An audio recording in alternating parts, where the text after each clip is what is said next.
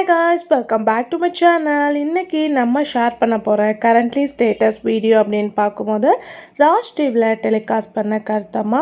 So இந்த சீரியலில் act பண்ண ஆக்டர்ஸ் இப்போ எப்படி இருக்காங்க, அவங்களோட கரண்ட்லி பிக்சர்ஸ் தான் நம்ம இன்னைக்கு இந்த வீடியோவில் ஷேர் பண்ண போகிறோம். ஆல்ரெடி இதே மாதிரி 125க்கு மேலே வீடியோ ஷேர் பண்ணியிருக்கோம். ஸோ நீங்கள் விசிட் பண்ண நினச்சிங்கன்னா கீழே டிஸ்கிரிப்ஷனில் லிங்க் இருக்குது, கண்டிப்பாக செக் பண்ணி பாருங்கள். உங்களோட ஃபேவரட் சீரியல் இருக்க நிறையவே சான்சஸ் இருக்குது. ஸோ இதில் ஆக்ட் பண்ண ஆக்டர்ஸை தெரிஞ்சுக்கிறதுக்கு முன்னாடி சீரியலை பற்றின ஒரு ஷார்ட் ரிவ்யூ பார்க்கலாம்.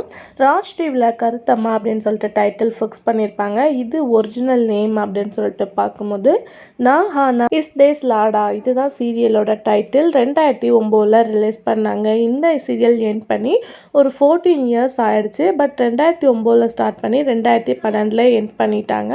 டோட்டல் எபிசோட் அப்படின்னு பார்க்கும்போது 870 எபிசோட்ஸ் இந்த சீரியல் வந்து ரீச் பண்ணாங்க. ஸோ ஒரு ஃபேவரட்டான சீரியலில் இதுவும் ஒன்றா இருந்துச்சு. சீரியலோட ஸ்டோரி அப்படின்னு பார்க்கும்போது கருத்தம்மா அப்படின்றவங்க பெண் சிசு கொலையில் ஊக்குவிக்கிறதுல ரொம்பவே வந்து ஹை லெவலில் இருப்பாங்க. அதாவது பெண் கொலை பண்ணுறதுல ரொம்பவே இவங்களுக்கு இம்பார்ட்டன்ட் இருக்கும். ஸோ கண்டிப்பாக இந்த மாதிரி நம்ம பண்ணணும், பெண் சிசு கொலையை தடுக்கணும், பெண் சிசு கொலை பண்ணியே ஆகணும் அப்படின்றதுல குறிக்கோளாக இருப்பாங்க. ஸோ அவங்களுக்கு வரப்போகிற மருமக ஸோ இந்த மாதிரி பண்ணுறது ரொம்ப தப்பு அப்படின்னு சொல்லிட்டு அவங்கள வந்து சேஞ்ச் பண்ணுறாங்க. ஒரு காலகட்டத்தில் அவங்களே டோட்டலாக சேஞ்ச் ஆயிடுறாங்க. இதுதான் சீரியலோட ஸ்டோரி. ஸோ ராஜ் டிவிலே நல்ல ஒரு ரெஸ்பான்ஸ் கிடச்சிருக்கு. ஸோ உங்களுக்கு இந்த சீரியல் பிடிக்குமா அப்படின்றத கமெண்ட்டில் ஷேர் பண்ணுங்கள். இந்த மாதிரி வீடியோஸை நீங்கள் தெரிஞ்சுக்கணும் நம்மளோட சேனலை சப்ஸ்கிரைப் பண்ணிக்கோங்க. இப்போ வாங்க வீடியோக்குள்ளே போகலாம்.